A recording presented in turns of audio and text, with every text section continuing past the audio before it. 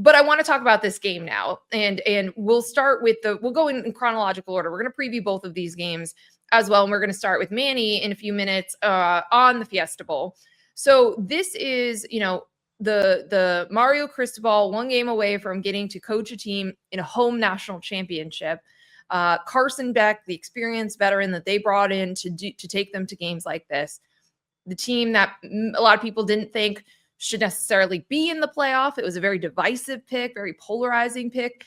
They get in, and now they've won 2 games, and they're taking on an Ole Miss team that we don't exactly know who's going to be on that staff or on that sideline this week. Have not gotten a ton of clear answers from Pete Golding or Lane Kiffin for those LSU assistants. We think Charlie Weiss Jr. for sure will be there. Not sure about anyone else, but that is the team, this team that is galvanized, rallied around itself after Lane Kiffin left it. That is the Ole Miss team that Miami will face, and the winner of this game will play for a national championship. And that's something I know we talked about this last time, like this foursome that we have here.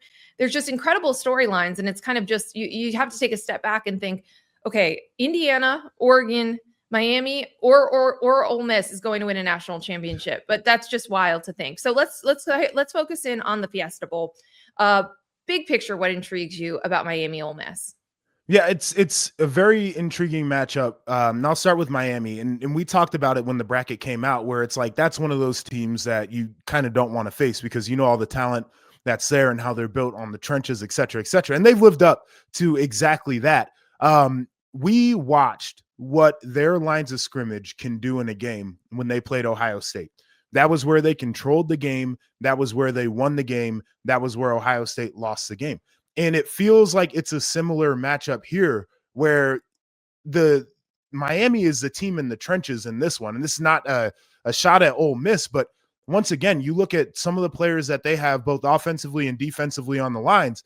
They've been able to go out there, run the ball well, not necessarily like against A&M. It was outrageous what Fletcher was doing. Against Ohio State, they ran it well. They kept it on schedule. They took the game out of Carson Beck's hands, and it was because of what they could do on the lines of scrimmage. So when I start to think about X factors in this one, for Miami, obviously, it's the bookends, and can they get after Trinidad Chambliss? And I think if that happens, then maybe it's a pretty easy game for Miami.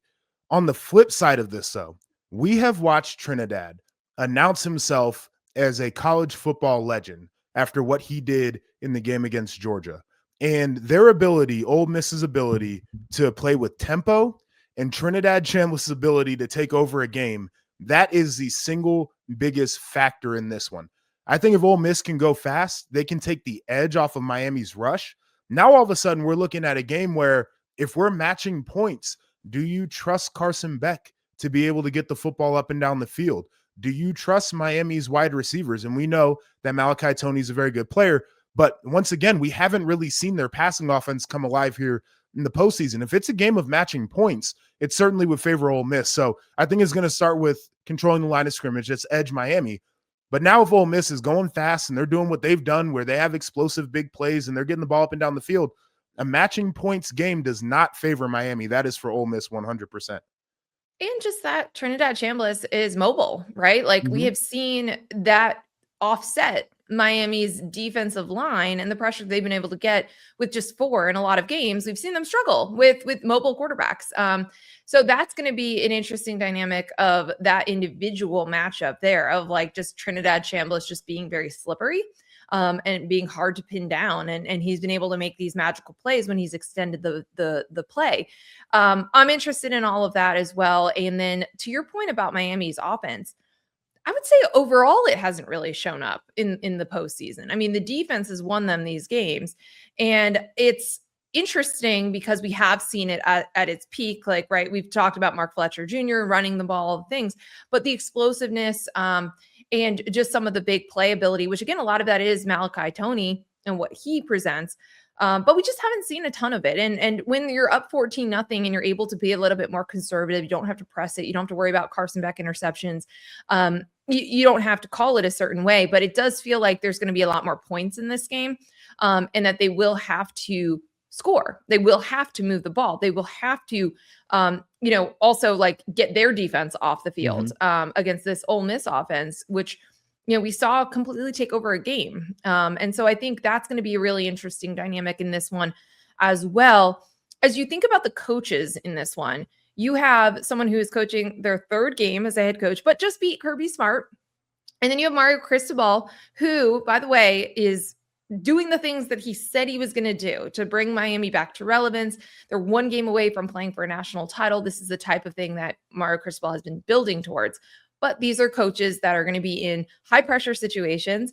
Mario has always fought this reputation of like in-game management and mistakes and time management and things like that. And then again, you have a like brand new head coach on the other side. Which head coach do you trust more? It's one of the interesting questions. I feel like I trust Mario more because he's done the job for longer. But Pete Golding is really playing with house money. Like he set up a interesting kind of staff management process where he's got a whole bunch of guys. He doesn't know what they're really doing and like who they're really working for. He's like, screw it. I've got Joe Judge. He's going to manage games for me.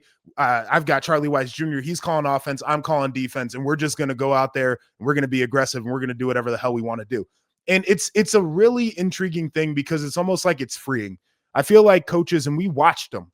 We watched Ryan Day kind of get tight. We watched Kirby overcoach the game.